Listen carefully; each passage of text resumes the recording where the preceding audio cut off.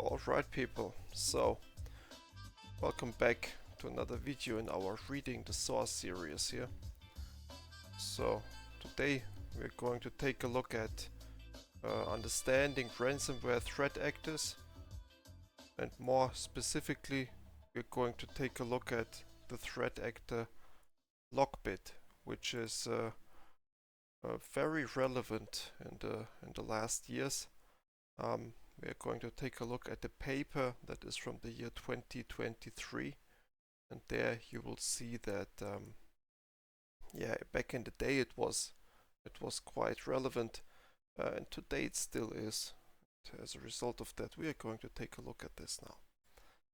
Our agenda for today is quite simple. We have 3 steps. We're going to take a look at an introduction first. So who are the researchers behind that and what did they accomplish with this research? In the second step, we are going to take a look at the attack flow along a kill chain. So there is again a kill chain involved. Our first video on this channel, or video series on this channel. And finally we take a look at mitigation. So after watching this maybe 1 hour long video, let's see how long it will take, you will have a good understanding of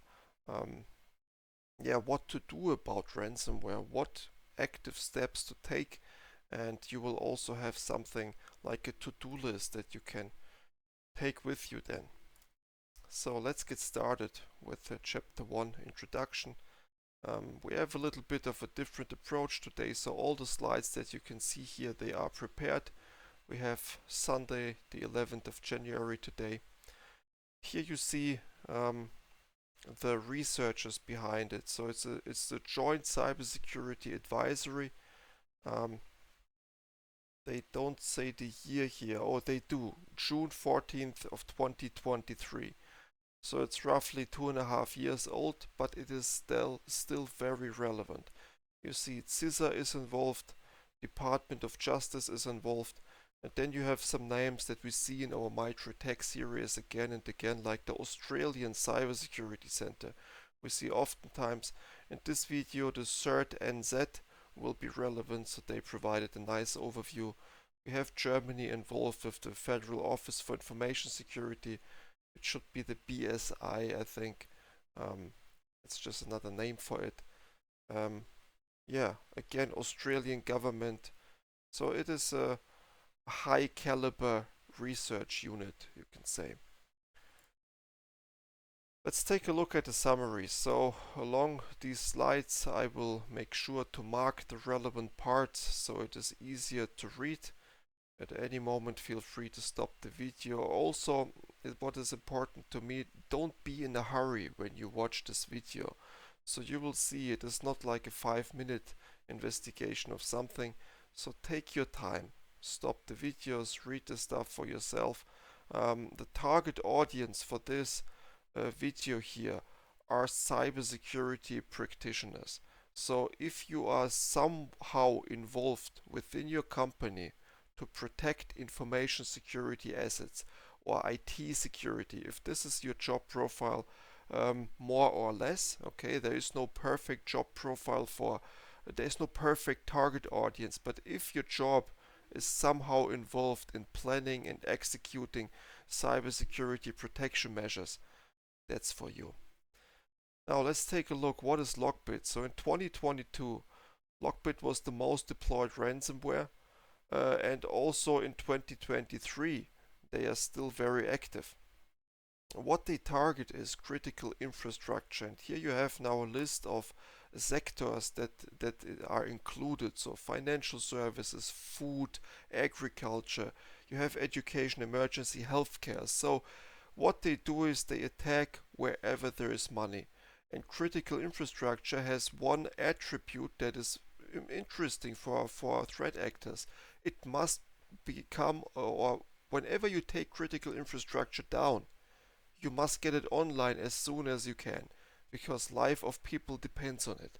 And if you, as a threat actor like LockBit, and with the ransomware, if you steal data, they have, the victim, they have a pressure to get the data back as soon as they can. So likelihood of being paid is quite high in this sector. What else do we have? So the attacks vary, they say here, so it's not quite easy to detect them, so they adjust certain paths or certain aspects of the attack. Tactics, techniques, and procedures, these so-called TTPs, they change, but there are some common aspects as well. We are going to see in the course of this video what these common aspects are, what they are targeting. In chapter 3 you will see a lot of that, chapter 2 as well. But that's what it is. Also keep in mind LockBit is it has two meanings. LockBit is the hacker group, Russian speaking, and LockBit is also the software they use. So it's both. It's a hacker group on the one side and software that they use on the other side. Let's move on now with the attack flow along the kill chain. So now that we know what LockBit is, what it is all about, so it's about encrypting, it's an evil hacker group and they're targeting critical infrastructure around the world. And now let's see, how can we dissect such a hacker attack? And this overview here has been created by ZNZ, or yes, you have seen them on the introduction page there. And what you see here is a typical attack flow. So on the left side it starts, on the right side you have the data on objectives, or action on objectives. And I want you to pay attention to the top here. So you have initial access. So we cluster the activities in 3 categories. Initial access is like, how do they get in? Then in the middle you have consolidation and preparation. So what is like after they got in, what do they do to facilitate the attack? And finally they have the impact on the target, which is exfiltrate data, destroy backups, and encrypt data. This is your objective as a ransomware threat actor. And how you read this is the following. So the arrows here, they show what path you can take. So just let's start with phishing. So you see, phishing is a possible starting point for an attacker. With phishing you get valid credentials. So that's like the second step. What you do with valid credentials? Well, you approach an internet exposed service. And from there you go to command and control in the later points. We get to this. And same, let's say, with if we look at exploit vulnerability. It's the third from the top on the left side, exploit vulnerability. What do you do then? Well, you approach again an internet exposed service, and from there you get to command and control. So here we have 4 typical entry points. Either you get valid credentials through phishing, password guessing, and then you go to an internet service and get into the system like that. Or what you see here, you have an email with a malicious document malware. That's how you get into the system. Or you do a vulnerability exploitation, again against the internet exposed service. Your goal in all of these cases is to obtain command and control capabilities. You want to have a beacon, you want to have something inside the system of your target that you can control remotely. And once you have that, you have here the step lateral movement and privilege escalation, and they go in a circle, as you can see. So you perform lateral movement as needed, and the goal is always to obtain escalated privileges, and that requires it goes back and forth. Okay, so you move to one system, get privileges, you move to another, get privileges. In the end, you want to affect as many systems as possible, because in the last step you want to exfiltrate data, you want to encrypt data, and with the lateral movement you want to get to the backups. Otherwise the attack is not effective. The victim is not going to pay you money if they have still their if they have their backups available. But this is a typical flow of a ransomware. Another thing to pay attention to is the critical control keys that you see here. So in the next chapter we are going to take a look at countermeasures, and feel free to go back in that video on that page or take a screenshot. This is something to print out and put on your wall. This is like a nice educational material here. Also, you have the source at the top, so you just go straight to the source, understanding TA LockBit. So you can download it from the CISA government website. But what you see here are the control keys. So at what step is what control is effective? So you see password guessing, for example, can be effectively mitigated through password manager. If you use a password manager, your password is not going to be something simple. It will be a cryptic, long message, and cannot be guessed effectively, at least. Or on the right side, you see destroy backups. Well, the critical control key is called backups. So if you protect them and if you place them in a cold storage as you should, they can be destroyed by ransomware easily. And there are many more. So you see that the mitigation that we will take a look in a moment, you can always get back to this page here and just take a look at what point in the attack flow are the single mitigations effective. That's quite a good job they did here. So this is, if more companies followed this advice and had employees who are aware of this, ransomware wouldn't be a big deal anymore. But ransomware is a big deal these days. For that reason, I'm putting in the effort creating the videos, and I'm happy that you are putting in the effort, taking the time and watching content like this. So we on both of ends, so you and me, we are doing our job, let's say, to a little bit mitigate this ransomware pandemic that is going on for the last at least 7 or 8 years, I would say. This pandemic of ransomware is ongoing, and yeah, there is no easy way around except spending time on educational activities, and after that putting that stuff to use. So we are on the right track here, I would say. So now let's go to the third agenda point for today. So we went quickly through introduction and attack flow, but now mitigation. This is the biggest chapter, and we are going to take a look now at all of the different tactics, let's say, that are applicable. And what you see here is a typical kill chain progression. So it starts at the top left with initial access, and then on the bottom right you have the impact.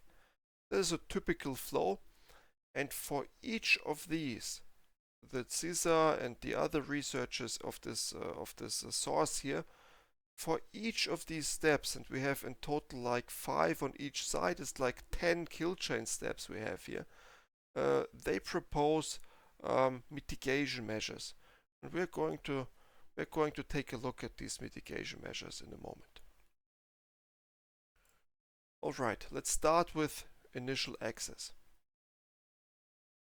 So how is this supposed to be read? So you have here the title, obviously, initial access, and with each of these bullet points you have one recommendation how to mitigate it, followed by a little bit of description, and sometimes there are sub bullet points to go further into detail.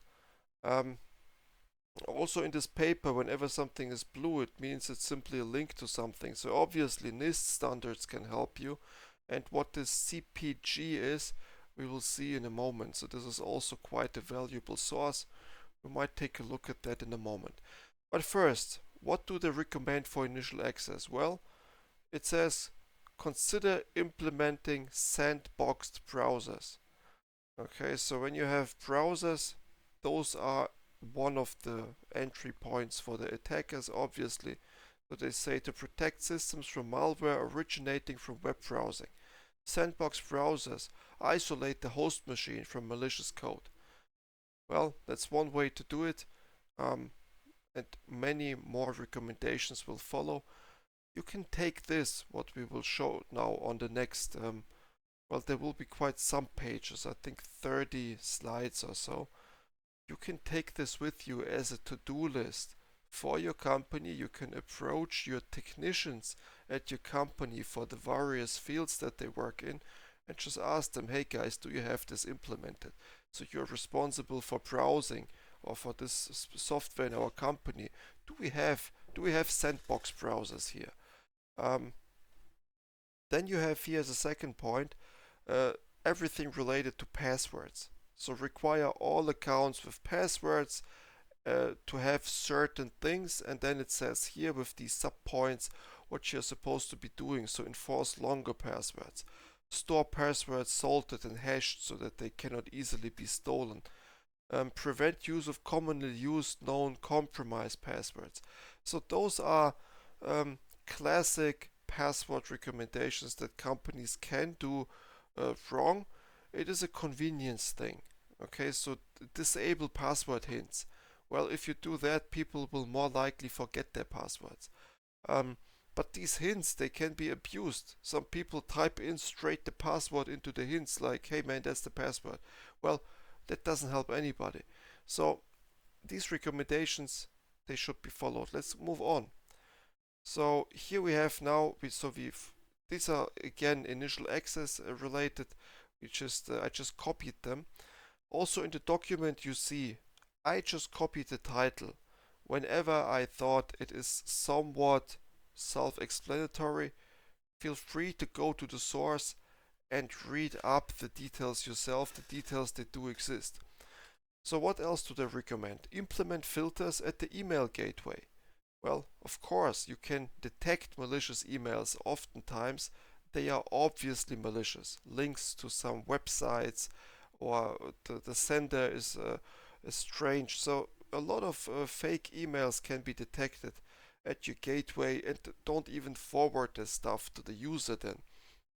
That way you mitigated the attack fairly early. Then you have web application firewall. So yes, WAF they call it. It can also detect suspicious, just suspicious traffic or connection attempts, and you can then block those at your firewall.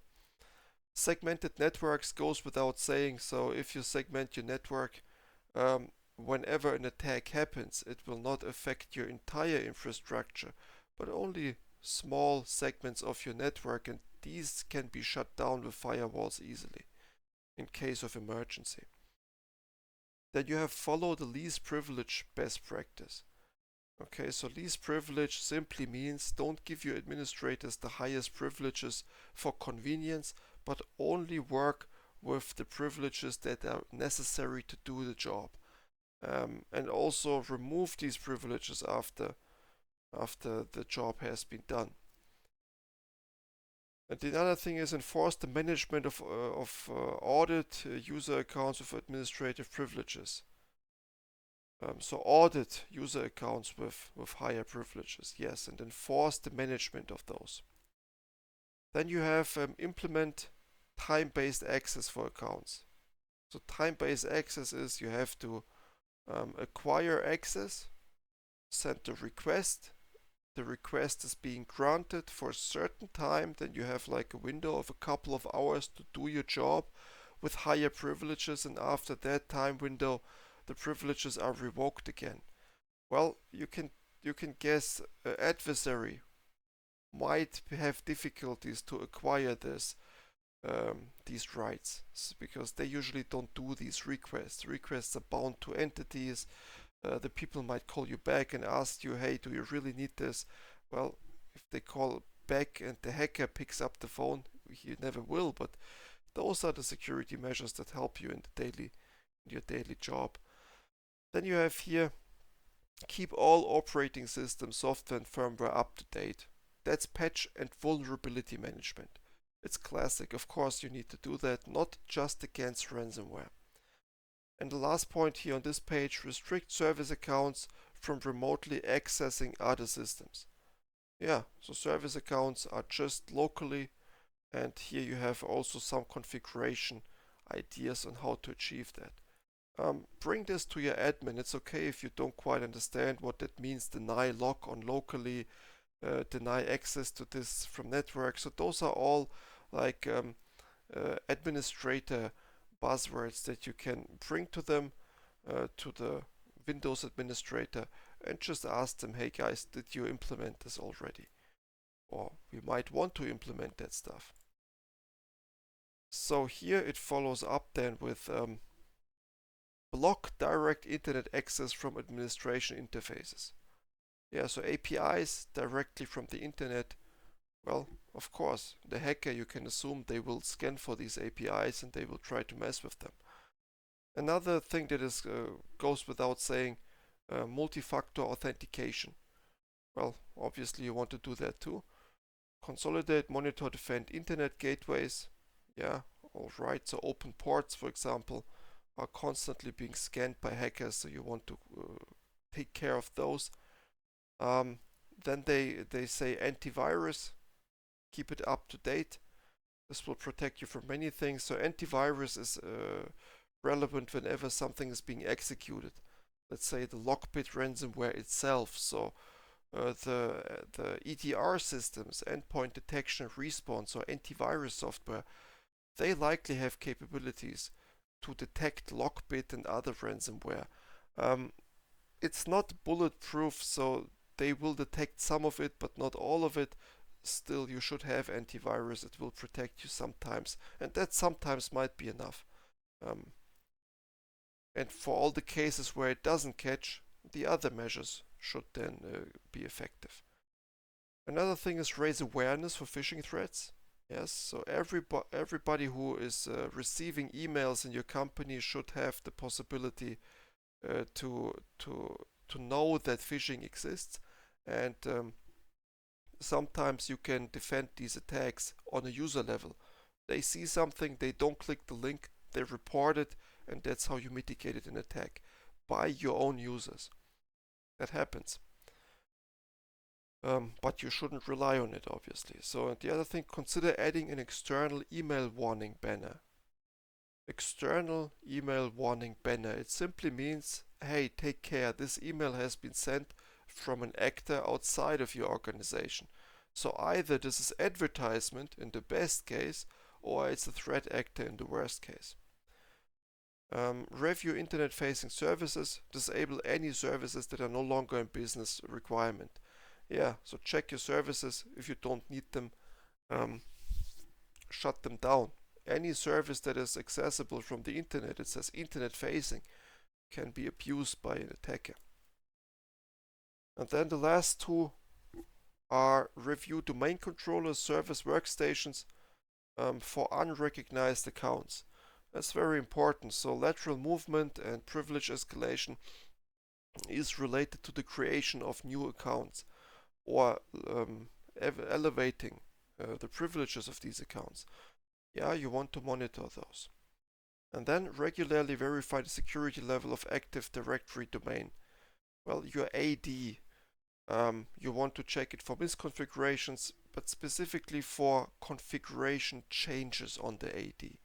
That's interesting. But yeah, that's so far for initial access. So quite a lot, right? So this is not an easy list, but initial access was one of the more extensive lists, let's say. The other aspects are a little bit smaller, and this should be taken with you as a homework and see if your company is protected against that. Let's move on with execution now. So execution has 3 points to consider. So they want you to develop and update a comprehensive network diagram. Okay, network diagrams, this is something that all companies should have. You should know the segments, you should know the IP address ranges, you should know where is your Active Directory located, where is your demilitarized zone located, where is the office network, where are your printers, where is the coffee machine, if that thing has also network access. Oftentimes they do, what I don't understand. So if your coffee machine has a network access, consider replacing it with some old school coffee machine. But yeah, this is the comprehensive networks. The second thing is control and restrict network connections. So after you have such diagram, you can configure your firewalls and other network security devices in such a way that you restrict certain traffic. There is the concept of jump hosts, for example. So in order to access critical resources, you can enforce people to do that from one specific highly secured machine. We call it a jump host. And you can only access resources from that jump host to these resources. At the bank, this would be information related to credit worthiness of people, or it might be related to anything that has something to do with payment transactions. In these cases, you might want to restrict that access to a certain host, and that way you know the data can only be accessed from there. You monitor that, and this is what they mean: restrict network connections with a flow matrix, it is called. So that's the sophisticated stuff. You should implement it. Don't expect it to be easy though. So that's a complicated topic. You don't want to over-engineer these things, so simplicity is key here. If you restrict too much of your network connections, you shut down business operations effectively. So you should not, as a security practitioner, disable your team too much from getting their job done. That's important. But it is a little bit of a restriction at this point. And the last point for the execution here is enable enhanced PowerShell logging. So PowerShell is a classic tool for mischief. So administrators use it, yes, but hackers use it too. Just monitor that stuff. And now, just in case you're wondering, what is this CPG? It's sometimes also important. First of all, let's read what it is. So cross-sector cybersecurity performance goals. So you can't just say cybersecurity performance goals. And they give out recommendations how to implement certain things. So if you say enhance PowerShell logging, well, you can look that up under CPG 2T 2U, okay, whatever that means. It's just a chapter, okay, it's one chapter there, and there you have further details on how to implement it. I don't put it on the slides, it would be too much. For the moment, it's just enough to know that PowerShell logging should be there. If you get to the point of implementing that stuff, of obviously consult these free sources. So this has been created by the Cybersecurity and Infrastructure Security Agency. So it is a credible source, and they are openly available. So there is no paywall behind it. It's not confidential information. So CISA developed that stuff for you to read, to learn from that, and to implement it in your companies with the simple goal of reducing the mischief that is happening by ransomware. Yeah, then we have some more recommendations here. So yes, PowerShell logging, and now we have here configure the Windows registry in a certain way. So PSExec operations should require privileges. So PSExec, it's just PowerShell execution. That's what it, and C stands for compiler probably. So it's just a tool to execute PowerShell from the command line pretty much. Hackers use that as well. And yeah, so far so good for execution. Now, next step, let's take a look at privilege escalation. And in privilege escalation, we have multiple points too. We slowly build up these pages. So the first is disable command line and scripting activities permissions. So not every user needs to work on the command line. And if you allow them to do that, privilege escalation can happen. Threat actors will be executing command lines with low privilege accounts with the idea of finding some way to escalate privileges. That's a complicated topic. Okay, so pen testers are trying to do that as well. So I can tell you in detail how privilege escalation is taking place, but it has something to do with vulnerabilities most often and misconfigurations. Next step is enable credential guard. So that is a Windows specific aspect. As you can see, it happens on Windows 11 Enterprise and 22H2 and so on, and TLM. So this is something very Windows specific. Approach your Windows administrator and talk to them. Also figure out if you have Windows 11 in your environment running. So that's the thing. And the last recommendation here is also LLAPS, so Local Administrator Password Solution. So again, this is something for Windows, Windows Server 2019, Windows 10, and this is a specific recommendation. You will most likely have a lot of Windows in your environment, and in that case, yeah, so the privilege escalation can happen there. Let's move on then to defense evasion. So when it comes to defense evasion, you should, it says here, apply local security policies to control application execution. So a hacker or a low privilege account shouldn't be able to execute applications. So this is a typical administrative command, and only allow the applications that are really necessary for your users. And also they say here Windows Defender application control with a strict allow list, so that's like a Windows specific thing. The next thing is also application allow list. So you have here some examples: CMD exe, PowerShell exe. Well, you can only allow that for your admins, not for regular users. But in general, be in control of what applications are allowed in your environment, and what, so that you can just even monitor the attempts of starting a forbidden application. A hacker will try around in the course of lateral movement and escalation. They will try things, and in this stage you can catch them. A regular user is educated not to execute certain aspects. The hacker didn't receive these education, so he doesn't know what are the rules there. He will try stuff out, and in that moment this will be highly suspicious. This will be an anomaly. You will catch them. So far so good for defense evasion. Let's move on to credential access. So when it comes to credential access, it says here restrict NTLM uses with security policies and firewalling. And in this moment I asked myself, okay, NTLM, I heard that some years ago and I figured that out at some point, but what are the details of NTLM? Well, NTLM is a Windows exclusive technology, so it stands for New Technology LAN Manager, and it contains a single sign-on functionality.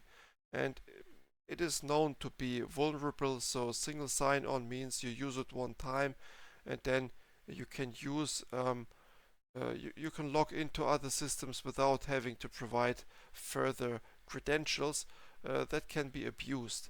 So that's a Windows feature, and yeah, and TLM also has been abused for credential access. This is a known technology. Here it says it has been replaced with Kerberos at some point. Well, guess what? Kerberos is vulnerable too. So Windows, unfortunately, is very attractive for hackers, and the technology behind it has some potential for mischief, potential for misconfiguration.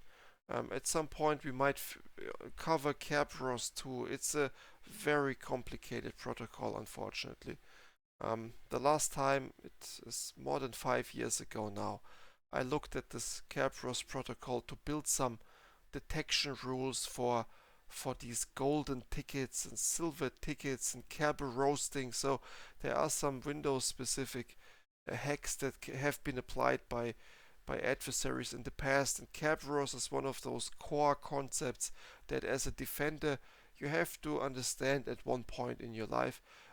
You will forget the details as I did over the course of the last years, but it's just important to know what it is, and if you understood it at one point, you will be able to get back to it at any time and quickly remember what it was.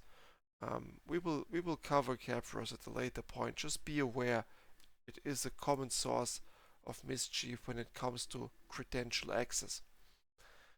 Let's move on to discovery now.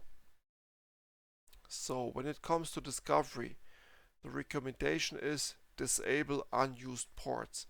Discovery happens over ports, yes. So and behind a port there is typically a service. What you can do is with the nmap command, and what I figured out here is from the website here, Coalition, they give some examples on how to do discovery activities with nmap. And there is a very simple command. You just type in nmap and then a certain IP address, let's say public facing server, and nmap will then show you, as you can see, it will show you it is TCP, is the port opened or closed, and what kind of service is running. So on the port 80 and then 87, so 8087, there is an open TCP port and it's called Simplify Media. Well, that catches my eye immediately, and the hacker will be also interested. The next step you do is you figure out what is Simplify Media and is it vulnerable somehow. Yeah, that's what they can do. If you don't want to use nmap, you can use netstat as well. So if you are already on that system, you can locally you can just say netstat and then give it some commands, and it will tell you what ports are open on that system where you are. So yeah, discovery is a big thing. What you can do is simply disable ports that are not being used. So not just close the ports, but disable them altogether so that you don't see them in such a nmap scan. Okay, let's move on. Lateral movement now. So when it comes to lateral movement, you have here the recommendation: identify active directory control paths. So the active directory doesn't need to be accessed by every user. And so here it says eliminate the most critical among them according to the business needs and assets. Yeah, so control path is simply who has access to the access directory and when. Limit that. The AD is one of the most critical systems in your environment. The adversary wants to encrypt that. So when it comes to ransomware, they want to get there, and then it's pretty much game over. If once they encrypt and disable your AD, your company is shut down, and you gotta bring it online as fast as possible, and then you will have to pay them with a high likelihood. And also, if you have a backup, restoring of an active directory, restoration, that's a lot of work. That's not just, oh, let's put in the backup and there you go. No, this technically complicated. You need top tier personnel to do that, and it's not done in a couple of hours. It's a matter of days. In bigger companies, it's a matter of weeks. And in this time, you're not earning money, so this is critical for the company for sure. Yeah, what else do we have here? So we have then identify, detect and investigate abnormal activities. That's always what you want to do, not just with ransomware, but abnormal activity. Also check out this performance goals here, CPG 1E. You can use EDR tools, endpoint detection and response, to detect that. But there are many ways to do it, but the first step is the understanding that, okay, I need to do that. Good. So this was lateral movement. Let's move on to command and control now. So command and control, they say here implement a tiering model. So also trust zones, and yeah, in trust zones you have different levels of confidentiality, let's say, or security levels, and then you put your most sensitive assets, you put them in certain trust zones so that command and control cannot easily happen. If the hacker breaches a certain part of your network, it should be one of those low critical networks, and then it becomes difficult to execute ransomware in the critical zones. Encryption of the non-critical zones is not that bad when it comes to restoring it and doing an incident recovery. And the other aspect here is VPN access should not be considered a trusted network zone. Yeah, so VPN happens from the home office, it happens from the outside, and indeed, this should end up in a demilitarized zone, let's say, and from there you route the traffic further. But VPN is one of those entry points indeed. So here it says trust zones and zero trust architecture. So that's a good buzzword, obviously. But what to do now? Well, if you want to implement zero trust, there is a NIST special publication on that. So it's the SP 800-207. A great paper. We will cover that on this channel or at some point as well. By the time you watch this, there might be a video on that already. So the NIST special publications, high class educational content. And also don't worry if some of these papers are a little older. Okay, so I use in my job papers that are from 2005, from the early 2000s. That thing is 20 years old, but it ages well typically. So the concepts in cybersecurity, they age well, and so does a zero trust architecture. The technicalities, yes, they move fast. So you have new technologies all the time, but the concepts in cyber, they are old and they age well. Also, you can go to Microsoft and also notice the link that I provide you. So what is zero trust? Microsoft gives you also some explanations on that. It's easier to engage content for sure. But yeah, you can educate on yourself on these topics easily. Just make sure that you pick credible sources. So NIST is a credible source. Microsoft is a credible source. Good. Let's move on to exfiltration then.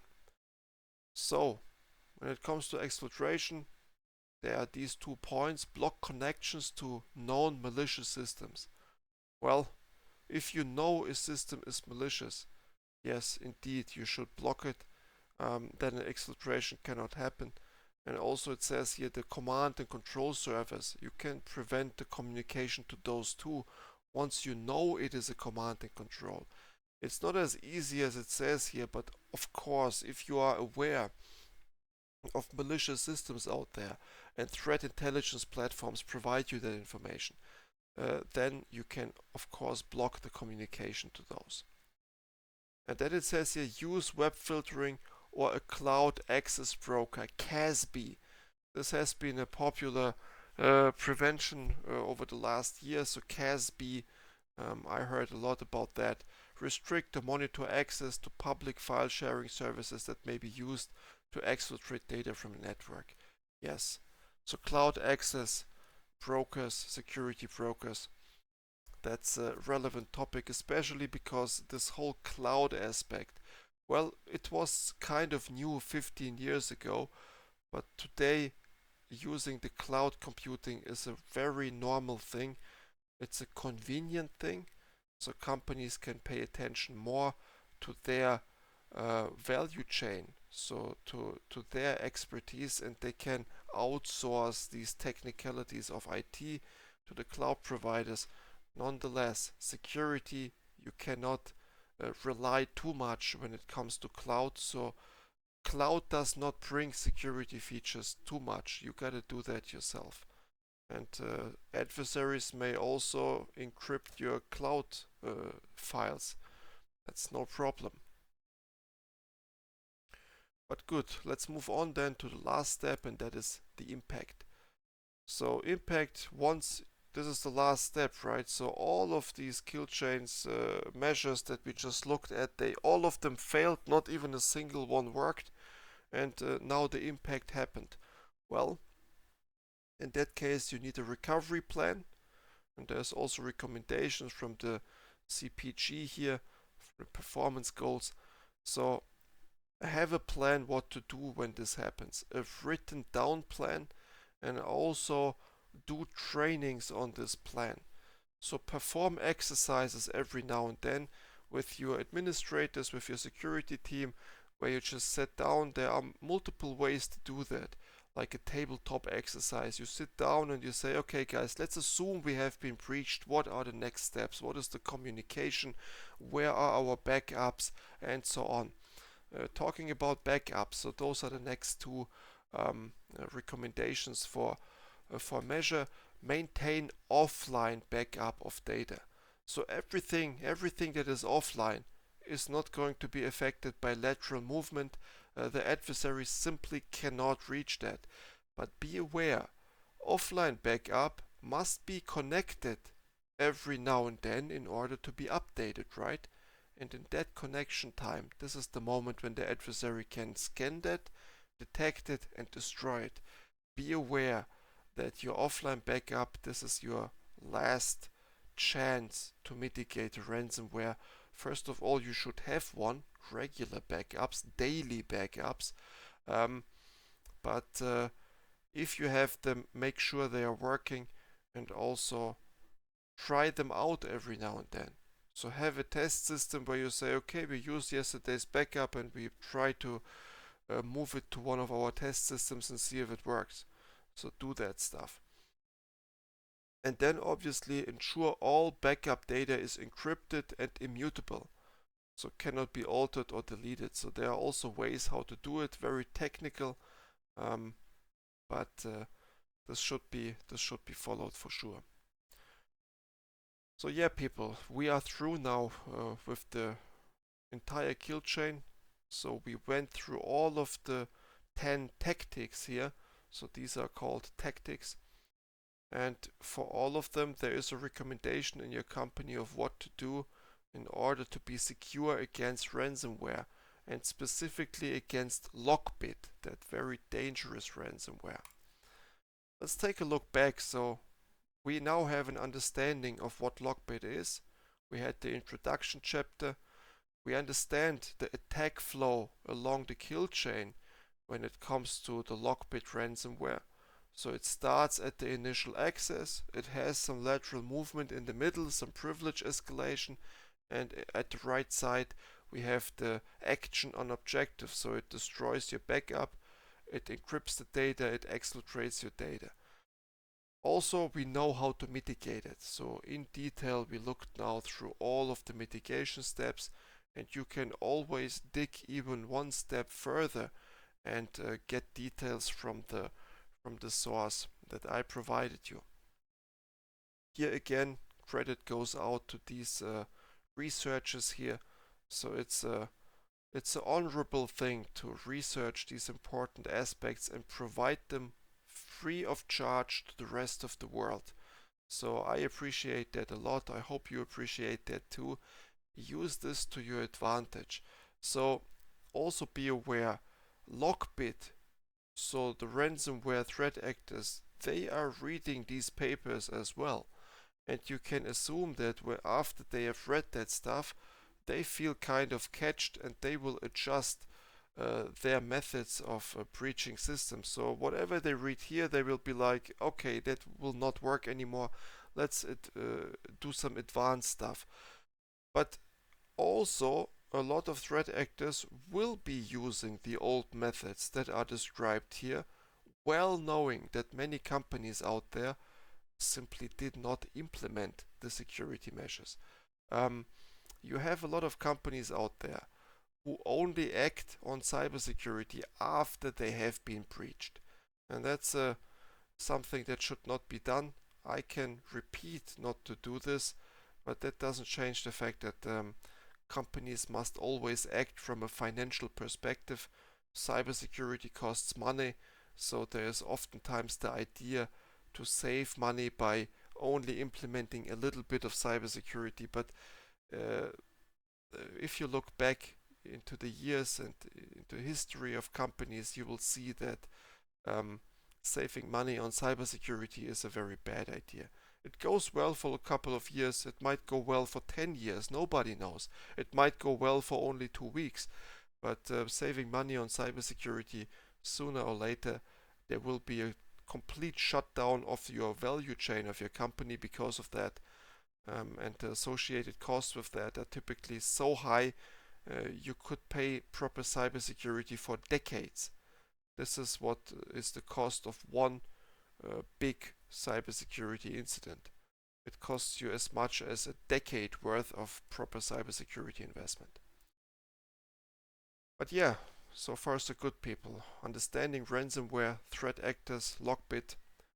I hope you took something from this video.